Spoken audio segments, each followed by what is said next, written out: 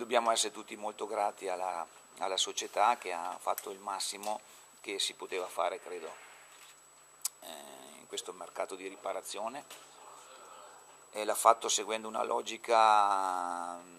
pianificata di lavoro in base a quello che c'era prima e quello che pensavamo dovesse essere aggiunto. Questa rosa qua è abbastanza definito il modo con cui deve giocare.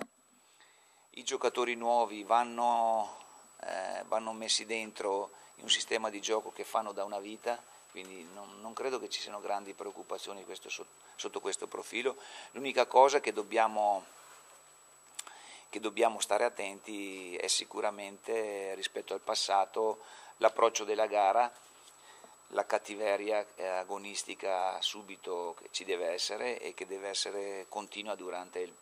la stessa gara finché l'arbitro non fischia alla fine. I giocatori sempre dopo un cambio di panchina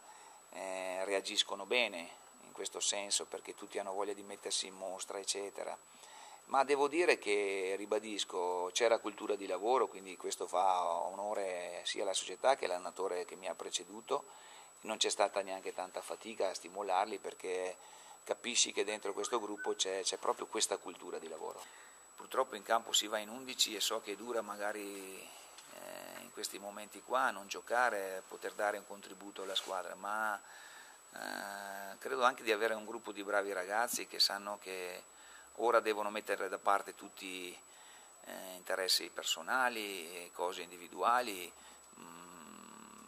devono pensare di squadra, c'è un obiettivo da raggiungere, anche perché dobbiamo essere in linea con gli sforzi fatti dalla società. La società ha fatto sforzi enormi, sia dal punto di vista proprio anche finanziario, e noi dobbiamo ripagarla sul campo andando a tutta, finché l'arbitro non fischia alla fine, dare tutto quello che abbiamo dentro. Il Verona è una squadra non da sottovalutare, perché ha un atteggiamento tattico da cui dobbiamo anche attingere, imparare, umile, fatto di grande attenzione tattica,